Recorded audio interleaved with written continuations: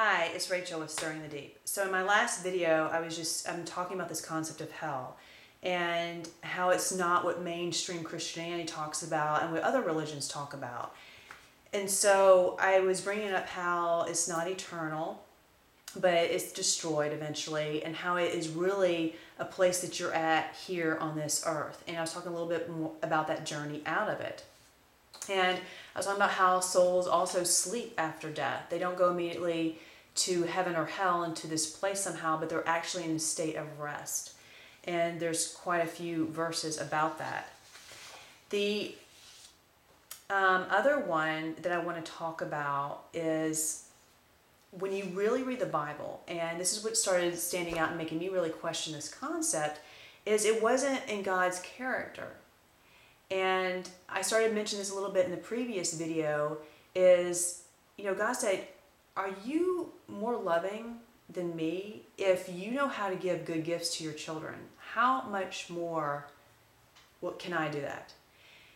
And this is the sad thing with hell, is people doubt the real love of God. They separate love and righteousness, and that's one of the justifications that they use. Yes, God's love, but He is righteous. So those people didn't want Him, so they have to die. They have to be eternally tormented. Let's think about this for a minute, because first of all, you don't separate characteristics of God. God is God, and He is love, He is truth, He is righteousness, He is holy. And this is the one reason for Christ, so that we could come and abide with Him in a bond of love for eternity. And this is a little bit of how He did it, right? Is He said, okay, I'm going to put my spirit in that earth and basically infect that earth with my light, in my word, in my spirit. And I'm going to resurrect in my children, so that I'm actually going to be putting my spirit into them. And now they are lost and blind and deceived. They don't know which way is up, because sin has consumed them. Lies has consumed them so much they can't even see God's love anymore. And they see His love as tormenting.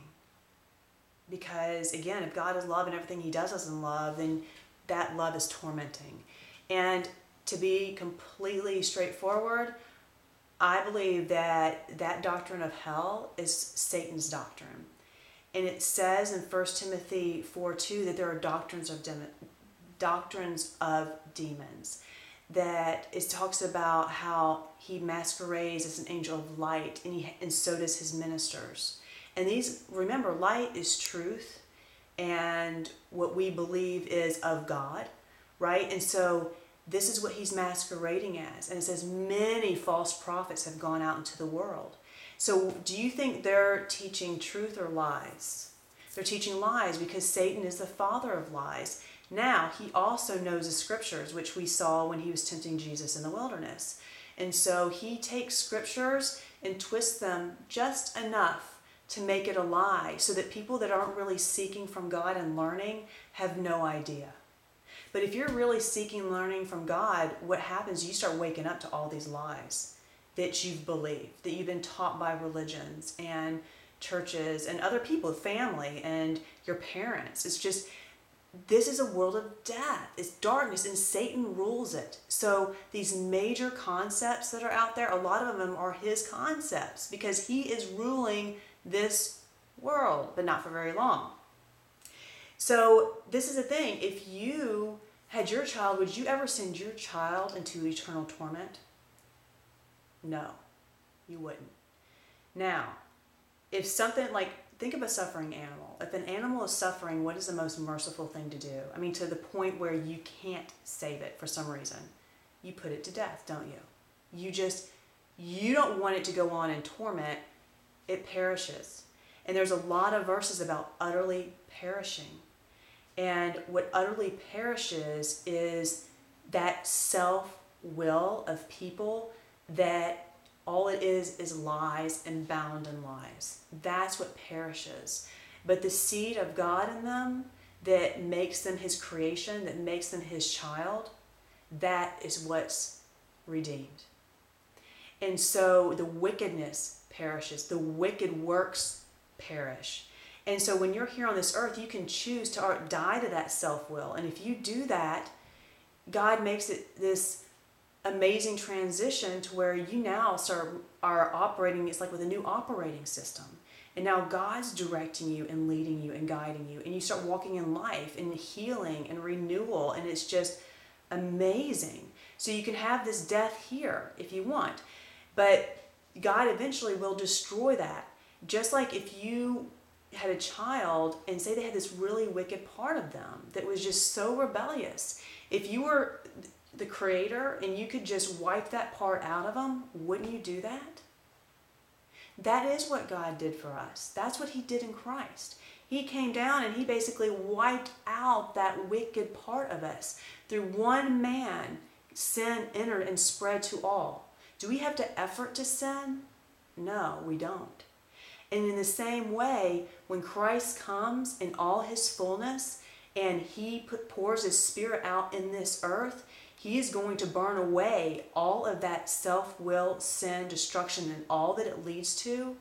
And he's going to fill people with his Spirit of love.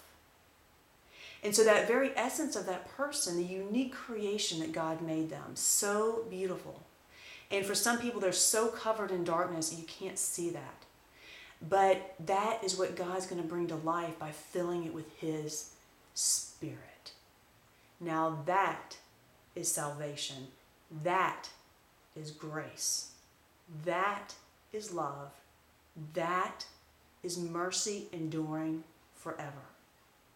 Because that's the other thing that the scriptures show us. God's mercy endures forever. It reaches to the heavens, where it says God's wrath is complete. It talks about that in Revelation. So if God's wrath is complete, then why do we have this concept of eternal torment? Meaning like that wrath is just going on and on and on. That is not God's heart. That is not his heart at all. And his heart is love, but it's righteous love. And that's how he can do it. Because he is going to wipe out that rebellious part of everyone. And he's going to fill it with his Spirit. Okay? Now this is for mankind. And I will get into another video about more verses about how I feel like Jesus died for all. But that's a pretty good explanation in itself. But I will go into that a little bit more. So you're understanding that this hell concept is beginning to take a totally different shape. And again, you have to look at all these different aspects, put them all together, and see how it fits. Until next time, keep stirring the deep. It's the one thing that changes everything else.